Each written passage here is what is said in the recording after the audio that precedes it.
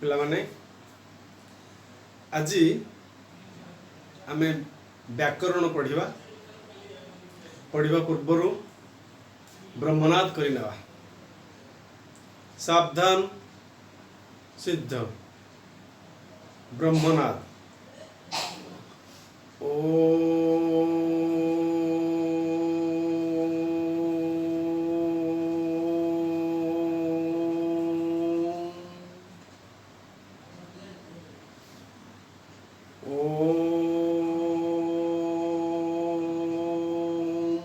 शांति शांति शांति स्वस्थ। आज आमे पढ़िबा 5th यूनिट रो पंचम एककर व्याकरण पढ़िबा। तमर जानिछ प्रथम एकक होची गद्य, द्वितीय एकक पद्य, तृतीय एकक एकांगिका, चतुर्थ एकक बोधज्ञान परीक्षण, पंचम एकक होची प्रबंध और व्याकरण। से व्याकरण रो आम पाई रही पद प्रकरण। पद प्रकरण रे 5 प्रकार पद अछि। विशेष्य, विशेषण, सर्वनाम, अव्यय और क्रिया। यही 5 प्रकार पद को आमे पढ़िबा। आज आमे विशेष्य पढ़िबा। विशेष्य पढ़िबा पूर्वरु ए पद गुड़िक कौन, शब्द कौन, पद कौन ता विषय आलोचना करिबा। आ गोटे कथा मन रख, एही वर्ष आमर 30 शतकड़ा 30 भाग पाठ उठी जाइछि, 70 भाग पाठ अछि। से 30 भाग पाठ उठी जिबा जोगु मार्क विभाजन मध्य भिन्न भिन्न प्रकार रो होइछि। 5th यूनिट रे प्रबंध अछि 5 मार्क आउ व्याकरण अछि 15 मार्क, मोट 20 मार्क। पूर्व वर्ष पिला माननकु जो 5 प्रकार पद अछि, विशेष्य, विशेषण, सर्वनाम, अव्यय और क्रिया, प्रत्येक पदरु 4टी प्रश्न आसुथिला। 2टी प्रश्न रो उत्तर देवा पई निर्देश थिला, 2 मार्क लेखे थिला। किंतु तुम मानक पई एई 5टी पद रहिछि। प्रश्न आसीबो, प्रत्येक पदरु 3 मार्क लेखाए 15 मार्क तमर परीक्षा रे आसीबो। सेही पद प्रकरण आज पढ़िबा। बही देख, बही रे जहा लेखा अछि आमे ताकू पढ़िबा। बही रु ही फर्स्ट ईयर रे, सेकंड ईयर रे बही रु ही आसे। फर्स्ट ईयर पिलांग पई फर्स्ट ईयर बही, सेकंड ईयर पिलांग पई सेकंड ईयर बही। केवल बही रु ही प्रश्न आसे। सेति पई आमे अधिक आलोचना न करी जेतिकी बही रे अछि सेतिकी विषय रे आलोचना करिबा। अधिक जानिबा पई हेले तम माने हमकु प्रश्न पचारिबो। सेति पई आमे जेतिकी बही रे लिखा हिची सेतिकी पढ़िबा। वर्तमान देखिबा, मु बोर्ड रे लिखिबा प्रकार रे देख समस्ते। पद प्रकरण, पद प्रकरण पाई बही देख समस्ते। बही रे लिखा अछि भाषा रे केते गुड़िए ध्वनि संकेत श्रृंखलित भावे व्यवहृत होई निर्दिष्ट अर्थ प्रकाश कले ताहाकू शब्द कुआ जाए। इंग्लिश रे आमे जाकू वर्ड कहूछु, ओडिया रे ताकू शब्द बोली कुआ जाए। पिला माने समस्तन को आसुछि, तथापि शब्द लेखिला बेले गोटिए पुडा बंद हबो, गोटिए पुडा खोला रहबो, गोटिए हबो ब, गोटिए हबो द।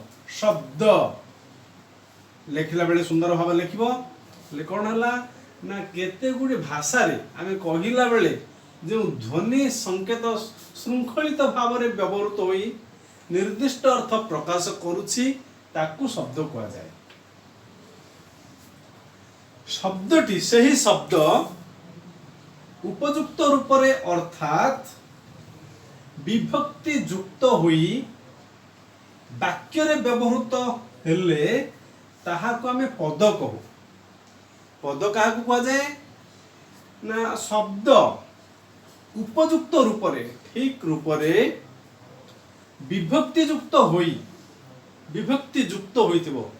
प्रथम विभक्ति, द्वितीय विभक्ति, तृतीय विभक्ति, चतुर्थी विभक्ति, पंचमी विभक्ति, षष्ठी विभक्ति, सप्तमी विभक्ति, एही भली आमर 7टी विभक्ति अछि। विभक्ति युक्त होई वाक्य रे व्यवहृत हेले ताहाकू आमे पद कहू। पद काहाकू कहा जाए ना शब्द उपयुक्त रूप रे अर्थात विभक्ति युक्त होई वाक्य रे व्यवहृत हेले ताहाकू आमे पद कहू। शब्द काहाकू कहा जाए बुझिलो, पद काहाकू कहा जाए बुझि पारलो। एही भली भाबरे आमर कोन विभक्ति युक्त कोन विभक्ति युक्त हेले विभक्तिर चिन्ह अछि। मु आउ टिके परे लेखिबि से सबको कारक कोन विभक्ति कोन विभक्तिर चिन्ह कोन से सब को टिके परे लेखिबि। तापरे देखो वाक्य रे प्रयोग होइथिबा पद गुडी को 5टी श्रेणी रे विभक्त करा जाई थाए। वाक्य रे जो पद गुडी को व्यवहृत होइछि वाक्य रे जो पद गुडी को व्यवहार करा जाई थाए ताको 5टी रूप रे बा 5टी श्रेणी रे विभक्त करा जाई थाए। सेगुडी के होची विशेष्य, विशेषण, सर्वनाम, अव्यय, क्रिया। एई 5टी श्रेणी पद प्रकरण जो आमे पढ़िबा ए पद प्रकरण रे 5टी श्रेणी रे विभक्त कराइछि। से होची विशेष्य, विशेषण, सर्वनाम, अव्यय और क्रिया। ए 5टी श्रेणी रे विभक्त करा जाइछि। वर्तमान आमे जो 5 प्रकार पढ़िबा पद से 5 प्रकार पद भितरे आमे प्रथमे पढ़िबा विशेष्य। विशेष्य को इंग्लिश रे नाउन कहा जाए। इंग्लिश रे पिला माने नाउन पढ़िथिबो। अष्टम नवम दशम श्रेणी रे विशेष्य पढ़िथिबो। सप्तम रु मध्य पढ़िथिबो कि षष्ठ रु पढ़िथिबो। इंग्लिश रे नाउन पढ़िथिबो। ताकू आमे पुणी आलोचना करिबा। बही रे जहा लिखाइछि सेही भली भाबरे आमे आलोचना करिबा। बुझा न पड़िले हमकु प्रश्न पचारिबो डाउट क्लियर क्लास रे। देखो वाक्य मध्य रे थिबा पद कोन बुझिलो। वाक्य मध्य रे थिबा पद कोनोसी नाम को बुझाउथिले ताहाकू विशेष्य पद कहा जाए। कोनोसी नाम को बुझाउथिले वाक्य मध्य रे थिबा पद कोनोसी नाम को बुझाउथिले जदि नाम को बुझाउथिले ताको आमे कहूछु विशेष्य। बुझा पड़ला। वाक्य मध्य रे थिबा पद कोनोसी नाम को बुझाउथिले ताको विशेष्य पद कहा जाए। एही विशेष्य पद गुडिक प्रथमा विभक्ति रु सप्तमी विभक्ति जाए प्रत्यय बा चिन्ह को ग्रहण करिवार क्षमता रखंती। विशेष्य पद गुडिक प्रथमा विभक्ति रु सप्तमी विभक्ति जाए प्रत्यय बा चिन्ह को ग्रहण करिवार क्षमता रखंती। जथा लोकटी, विद्यालय को, देश रे, ग्राम रे इत्यादि। प्रथमा विभक्ति रु सप्तमी विभक्ति पर्यंत प्रत्यय बा चिन्ह को तमे जानिथिबो। प्रथम विभक्ति, द्वितीय विभक्ति, तृतीय विभक्ति, चतुर्थी विभक्ति, पंचमी विभक्ति, षष्ठी विभक्ति, सप्तमी विभक्ति। पुणी प्रथमा विभक्ति कर्ता कारक जे से माने मु लेखुची समस्ते देख बही देखिकी समस्ते देख जे ए जो प्रथमा विभक्ति रु सप्तमी विभक्ति जाए प्रत्यय बा चिन्ह को ग्रहण करिवार क्षमता रखंती।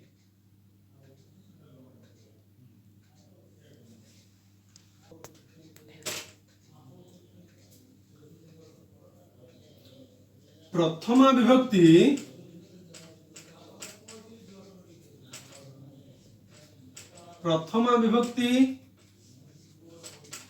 कर्ता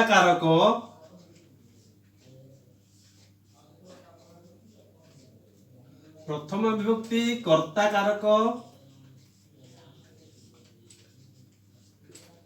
तार चिन्ह होची जे से सेमाने। द्वितीय विभक्ति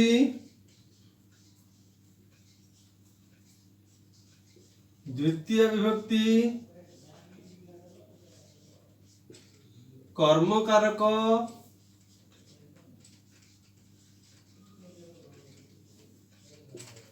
कु मानंकु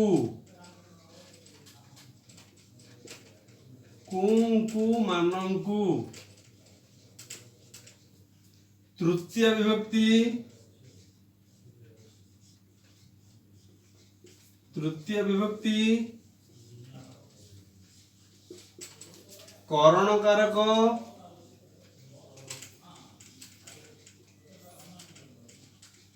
विभक्ति करण कारक द्वारा देई।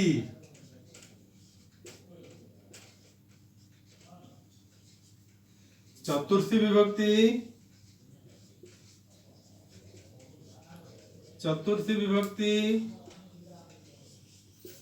संप्रदान कारक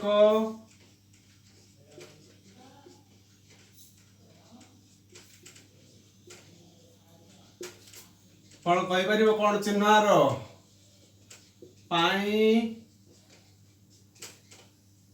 निमित्त बा सकाशे। पंचमी विभक्ति कौन कारक कहिल पंचमी विभक्ति कौन कारक कुह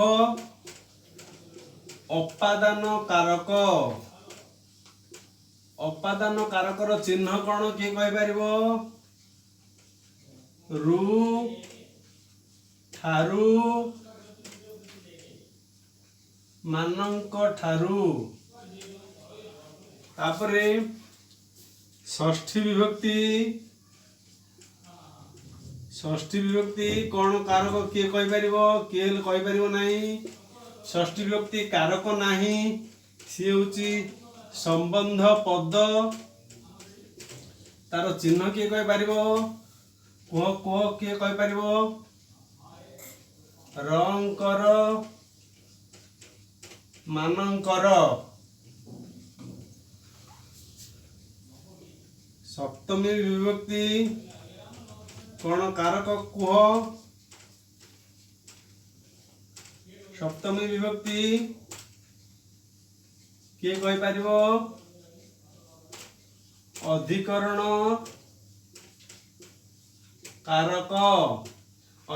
कारकर चिन्ह कौन कुह किए कहि परिबो शेषटा कहिदबो समस्ते रे ठारे मानंक ठारे। एही भली आमर कारक विभक्ति आउ चिन्ह रही।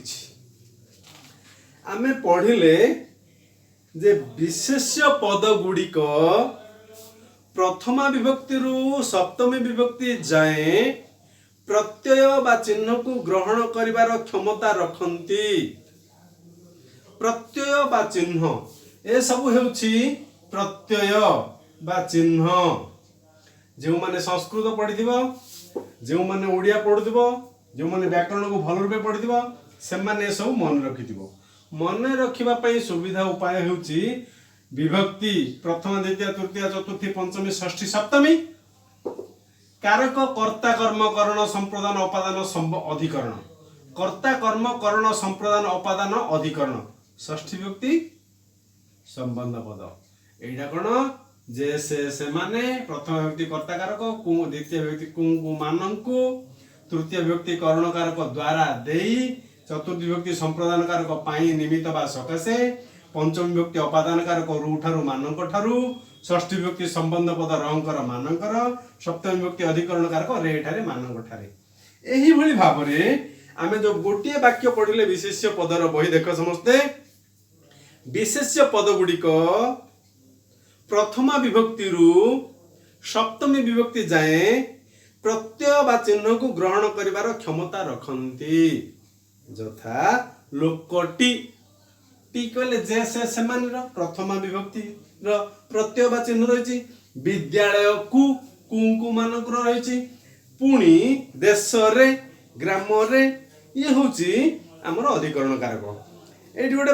वाक्य कहा जायछि जे केतेक स्थल रे विभक्ति प्रत्यय उभय थाई मध्य विशेष पद रे परिणत होई पारे विभक्ति उभय थिबो नथिबो उदाहरण दियछि कोणार्क सूर्य उपासना पई प्रसिद्ध सूर्यंक अरे क कहले षष्ठी विभक्ति सूर्यंकर उपासना पई प्रसिद्ध सेति पई सेठी विभक्ति बा प्रत्यय उभय थिले मध्य हमको जना पड़ी जिवो जे षष्ठी विभक्तिर चिन्ह रहिछि तापरे आसंता क्लास रे आमे विशेष्य केते प्रकार रो आमे तापर क्लास रे पढिबा विशेष्य होचे हमर पांच प्रकार रो विशेष्य पांच प्रकार रो एक नामवाचक विशेष्य दुई जातिवाचक विशेष्य तीन वस्तुवाचक विशेष्य चार गुणवाचक विशेष्य पांच क्रियावाचक विशेष्य एही भली पांच प्रकार विशेष्य आमे पढ़िबा पुंखानुपुंख आलोचना करिबा आज एतिकी थाउ धन्यवाद।